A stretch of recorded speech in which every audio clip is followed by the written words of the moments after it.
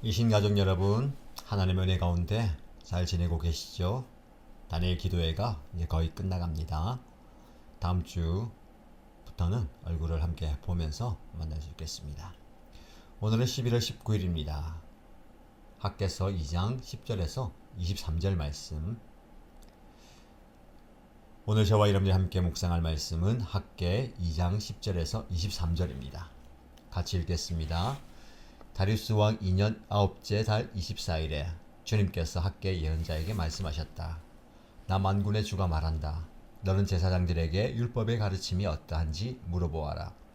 어떤 사람이 거룩하게 바쳐진 고기를 자기 옷자락에다가 쌌는데 그 옷자락이 빵이나 국이나 포도주나 기름이나 다른 어떤 음식에 닿았다고 하여 이러한 것들이 거룩하여지느냐고 물어보아라. 학개가 물어보니 제사장들이 그렇지 않다고 대답하였다. 학개가 또다시 시체에 닿아서 더러워진 사람이 이 모든 것 가운데서 어느 것에라도 닿으면 그것이 더러워지는지를 물어보니 제사장들이 그렇다고 대답하였다. 이에 학개가 외쳤다. 이 백성은 정말 더러워졌다. 이 민족은 내 앞에서 정말 그렇다. 나 주의 말이다. 그들이 손으로 하는 모든 일이 그렇고 그들이 제단에 바치는 것도 모두 더러워졌다. 그러므로 이제 너희는 오늘에 이르기까지 최근에 일어난 일들을 돌이켜 보아라. 주의 성전을 아직 짓지 않았을 때에 너희 형편이 어떠하였느냐. 20섬이 나는 밭에서는 겨우 10섬밖에 못 거두었고 50동이가 나는 포도주 틀에서는 겨우 20동이밖에 얻지 못하였다. 내가 너희를 깐부기병과 녹병으로 쳤다. 너희 손으로 가꾼 모든 농작물을 우박으로 쳤다. 그런데도 너희 가운데서 나에게로 돌아온 사람은 아무도 없다. 나 주의 말이다.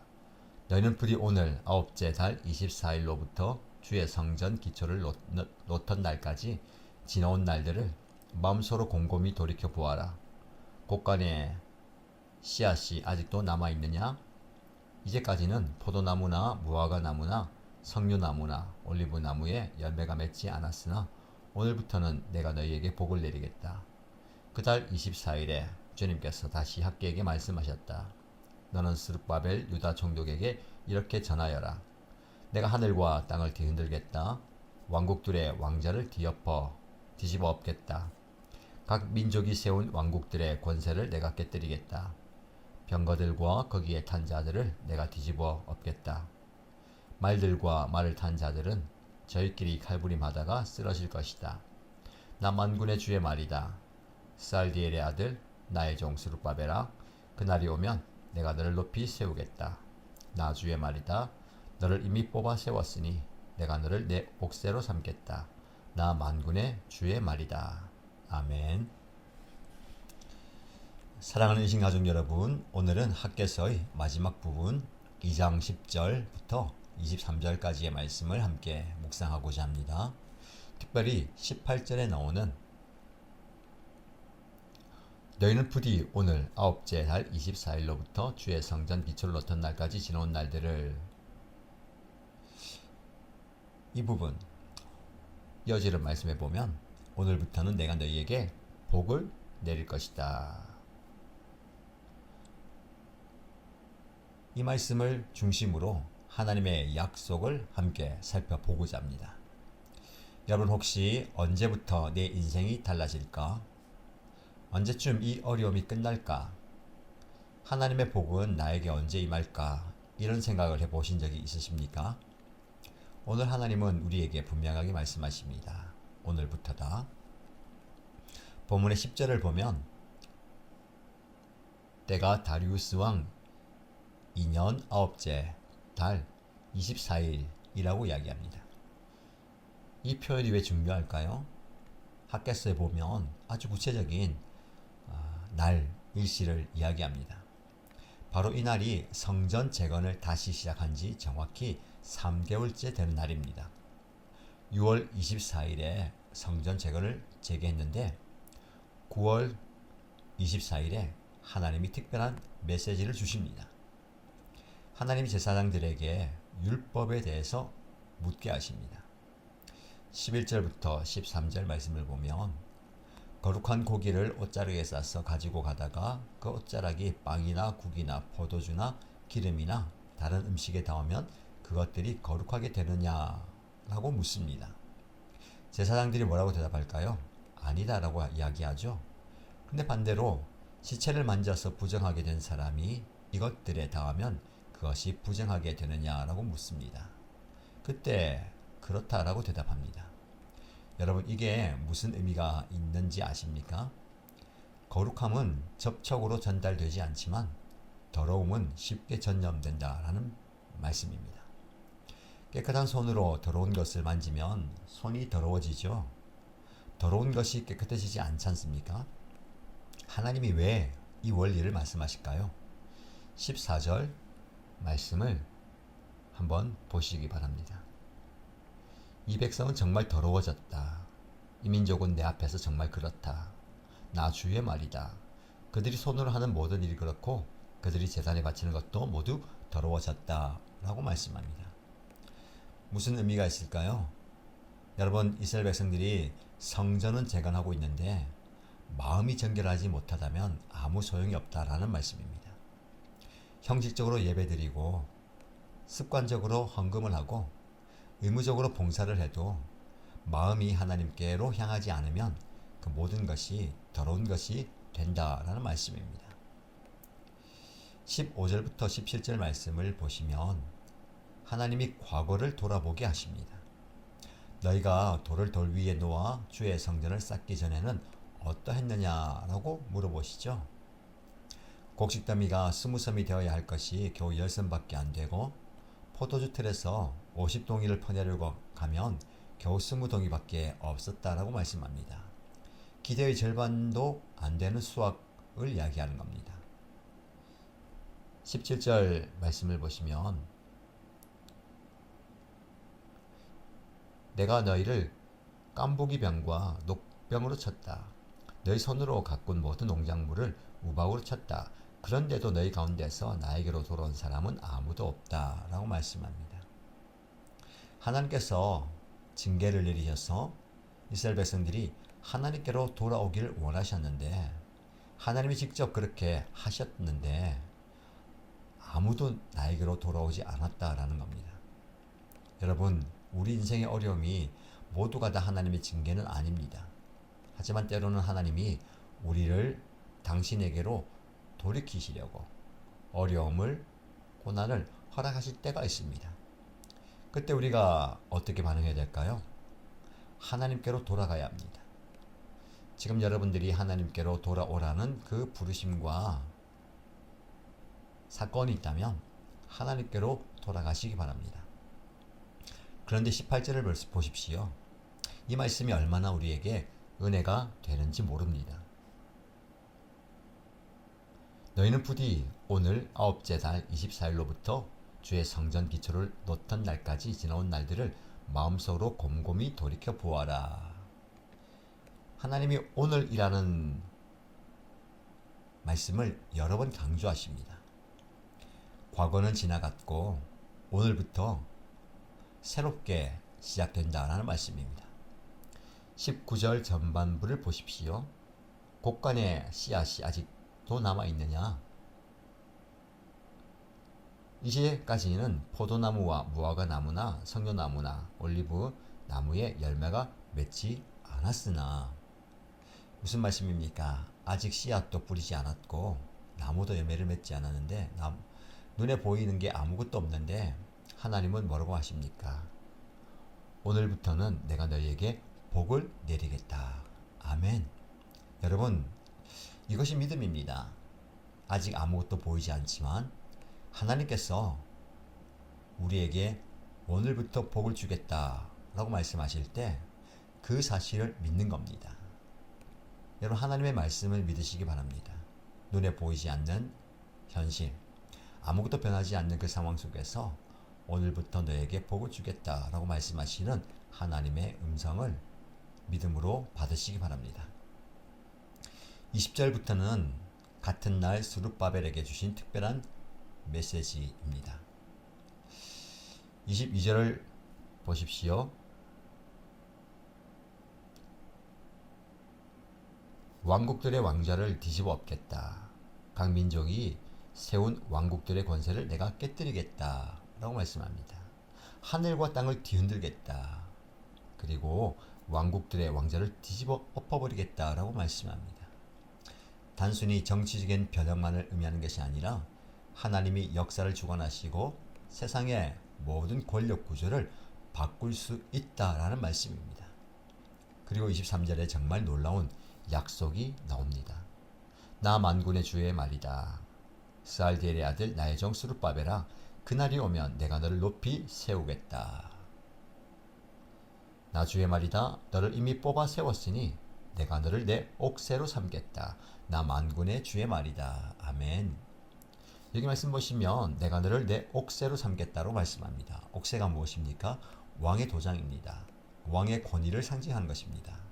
하나님이 스룹바벨을 그렇게 귀하게 여기시겠다라는 말씀입니다. 근데 여러분, 스룹바벨이 누구의 조상인지 아십니까? 마태복음 1장을 보면 예수님의 족보에 스룹바벨이 나옵니다. 하나님이 스룹바벨을 통해서 메시아의 계보를 이어가게 하십니다. 자, 오늘 이 본문의 말씀을 중심으로 저와 여러분에게 주시는 하나님의 영적 깨달음을 살펴보고자 합니다. 첫 번째로 정결한 마음이 먼저입니다. 우리가 아무리 열심히 교회 생활을 해도 마음이 정결하지 못하면 소용이 없습니다. 예배 드릴 때에 진심으로 드리시기 바랍니다. 헌금할 때에 감사함으로 드리시기 바랍니다. 봉사할 때에 기쁨으로 섬기십시오. 형식이 아니라 마음이 중요합니다. 저와 여러분들, 우리의 마음을 좀 돌아보면 좋겠습니다. 우리 바쁘게 살다 보면 마음을 돌아볼 여유가 없어요. 해야만 하기 때문에 분주하게 일을 합니다. 그러다 보면 지쳐요. 피곤합니다. 상처가 됩니다. 제가 목회를 하면서 여러 가지 사역과 섬김의 일 가운데 눈에 보이는 형식도 중요하고 틀도 중요하죠. 시스템도 중요합니다. 그런데 거기에 마음을 빼앗기면 안 될 것 같아요. 연말이라서 제가 참 분주하게 사역을 하고 있는 것 같습니다. 새해 목회 계획도 세우고요. 연말 사람을 세우는 과정. 특별히 교회의 사역은 사람을 세우는 게 중요합니다. 여러분, 누가 하나님이 기뻐하시는 사람일까요? 하나님은 중심을 보신다고 하셨습니다. 제가 하나님 앞에 내 중심을 드러낼 수 있을까? 목회, 사역, 이것이 내가 원하는 성공과 성취의 수단이 되어서는 안 되겠죠. 특별히 여러분들이 나의 목회 성공의 수단이 되면 안 될 것 같습니다. 그래서 내 마음을 항상 돌아봅니다. 겸손하게 사람을 귀하게 여기고 한 사람 한 사람의 소중함을 되새기는 요즘입니다. 여러분도 마찬가지입니다. 형식이 아니라, 겉모습이 아니라 마음, 중심을 돌아보십시오. 청년 여러분, 주일에 교회 왔다가 월요일부터 세상과 똑같이 살면 안 됩니다. 우리의 거룩함이 세상을 변화시켜야 하지 세상의 더러움이 우리를 타락시켜서는 안 되는 겁니다. 직장인 여러분, 여러분의 직장에서 그리스도인답게 사십시오. 하나님의 자녀답게 사십시오. 일신교회 성도답게 사십시오. 정직하게, 성실하게, 사랑으로 일하십시오. 그것이 진짜 예배입니다. 우리의 예배가 삶의 자리로 확장되어야 됩니다. 저와 여러분, 우리의 삶의 자리에서 진짜 예배를 드리는 진짜 예배자가 되면 좋겠습니다. 두 번째 영적 교훈은 오늘이 전환점이다 라는 사실입니다. 여러분, 하나님 우리에게 말씀하십니다. 오늘부터. 어제까지는 어려웠어도 오늘부터는 달라질 수가 있습니다. 사업이 어려운 분들, 직장생활이 어려운 분들 포기하지 마십시오. 낙심하지 마십시오. 하나님이 오늘부터 복을 주겠다라고 말씀하십니다. 지금 내 눈앞에 보이는 게 없어도, 아무것도 잡혀진 게 없어도 하나님의 약속의 말씀을 믿으시기 바랍니다. 자녀 문제로 고민하는 부모님들 절망하지 마십시오. 오늘부터 하나님이 역사하십니다. 기도하며 하나님의 역사하심을 기다리시기 바랍니다.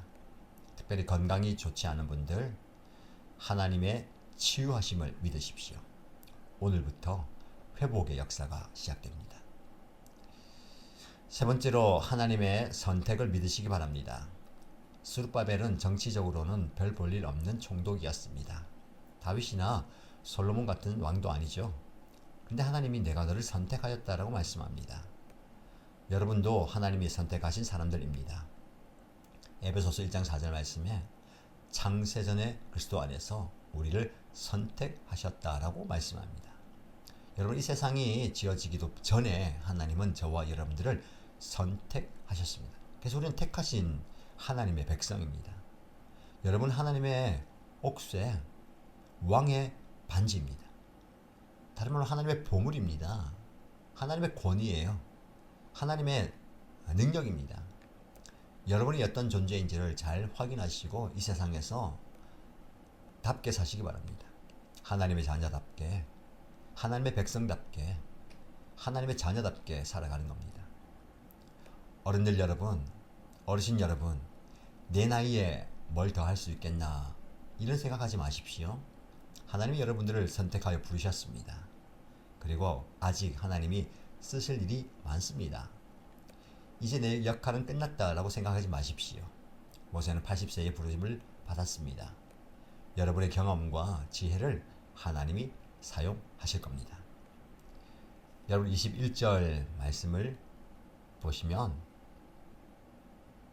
내가 하늘과 땅을 뒤흔들겠다라고 말씀하시죠. 이 말씀이 히브리서 12장 26절 27절에 인용되는데 거기서는 흔들리는 것들은 피조물로서 제거될 것이고 흔들리지 않는 것만 남을 것이다 라고 해석합니다. 여러분, 우리가 사는 이 세상은 흔들릴 수밖에 없습니다. 근데 우리는요, 그 흔들림을 참지 못합니다. 견디지 못합니다. 여러분, 이 세상은요, 하나님을 흔드십니다. 경제도 흔들리고 정치도 흔들리고 심지어 가정도 흔들릴 수 있습니다. 그러나 하나님의 나라는 흔들리지 않습니다. 하나님의 약속은 변하지 않습니다. 그 하나님의 신뢰와 그 하나님을 붙드시기 바랍니다. 흔들리는 삶 속에서 흔들리지 않은 하나님의 약속을 붙드는 저와 여러분 되시길 축복합니다. 최근에 경제적인 손해를 보신 분들이 계십니까? 여러 가지 경제적인 상황 때문에 걱정되는 분이 계십니까? 여러분, 그런 것들요 다 흔들릴 수밖에 없습니다. 그러나 하나님이 저와 여러분에게 주시는 복, 그 하늘의 복은 영원하다라는 사실을 기억하시기 바랍니다. 여러분, 학개서의 메시지는 간단합니다. 하나님을 첫째로 하라. 그러면 오늘부터 복을 주겠다. 20년 가까이 중단되었던 성전 건축을 다시 시작한 지 겨우 3개월, 아직 기초만 놓은 상태입니다. 근데 그때 하나님은 오늘부터 복을 주시겠다라고 약속하셨습니다. 여러분, 지금 다시 시작하십시오. 여러분의 식어진 신앙생활을 다시 시작하십시오. 중단했던 기도를 다시 시작하십시오. 멀어진 관계를 오늘 다시 회복하시기 바랍니다. 어떤 분은 나는 너무 많이 실패했어, 너무 늦었어 라고 말씀하는 분도 계실지 모르겠습니다. 그렇지 않습니다. 오늘 하나님은 그런 분에게 오늘부터라고 말씀하십니다. 70대, 80대, 90대 어르신도 오늘부터입니다. 40대, 50대, 60대 어른들도 오늘부터입니다. 20대, 30대 청년들도 오늘부터입니다. 10대 그 어린 자녀들도 오늘부터입니다. 실패한 사업가도 오늘부터입니다. 낙심한 주부도 오늘부터입니다. 상처받은 영혼도 오늘부터입니다. 저는 이 말씀을 좀 마음에 새기고 삶에 적용하려고 합니다. 오늘부터. 우리는 어제 매이는 것 같아요. 그 전날 매이는 것 같습니다. 항상 하나님 우리에게 오늘이라는 새로운 은혜를 주십니다. 오늘 은혜 받으면 되고요. 오늘 기도하면 되고 오늘 새롭게 하면 되는 겁니다. 날마다 하나님 앞에 살아가는 삶. 매일매일 이 새로운 삶 되면 좋겠습니다. 하나님의 일방적인 선언입니다. 조건이 없습니다. 자격을 묻지 않습니다. 그냥 오늘부터 내가 너에게 복을 주겠다라고 말씀하십니다. 그 복을 받으시겠습니까? 그 사실을 믿으시겠습니까? 저는 믿습니다. 오늘이 우리 일신교회의 전환점이 될 것을 믿습니다. 오늘이 우리 목장의 전환점이 될 줄로 믿습니다. 오늘이 여러분 가정의 전환점이 될 것을 믿습니다. 오늘이 여러분 각자의 삶의 전환점이 될 줄로 믿습니다. 오늘부터 하나님은 우리에게 하늘의 복을 충만하게 부어 주실 줄로 믿습니다. 마지막으로 이 축복의 선언을 여러분에게 전합니다. 사랑하는 이신가족 여러분, 만군의 여호와 하나님이 말씀하십니다. 오늘부터 내가 너에게 복을 내릴 것이다. 할렐루야. 이 은혜의 말씀 새기면서 오늘도 복된 인생 살아가기를 주님의 이름으로 축복합니다. 함께 기도하겠습니다. 은혜로우신 하나님 아버지, 오늘도 놀라운 약속의 말씀을 주시니 감사합니다. 오늘부터 복을 주겠다 라는 주님의 약속을 믿습니다. 아직 눈에 보이는 것이 없어도, 아직 상황이 나아지지 않아도 주님의 약속을 붙잡고 나아갑니다. 먼저 우리의 마음을 정결케 하여 주옵소서. 형식적인 신앙이 아니라 진실한 예배자가 되기 원합니다. 오늘을 전환점으로 삼아 주옵소서. 과거의 실패와 아픔에 묶이지 않게 하시고 새로운 시작을 할 수 있는 용기를 주옵소서. 특별히 오랫동안 기도하며 기다린 응답이 있는 성도들에게 오늘부터 응답의 역사가 시작되게 하옵소서. 병든 자가 치유받고, 낙심한 자가 소망을 얻고, 실패한 자가 다시 일어서는 복된 날이 되게 하옵소서. 우리 일신교회가 이 지역에 하나님의 복을 흘려보내는 통로가 되게 하옵소서. 흔들리는 세상 속에서 흔들리지 않는 하나님 나라의 백성으로 굳건히 서기 원합니다. 오늘부터 시작되는 하나님의 복을 온전히 받아 누리게 하옵소서. 예수님의 이름으로 기도드립니다. 아멘.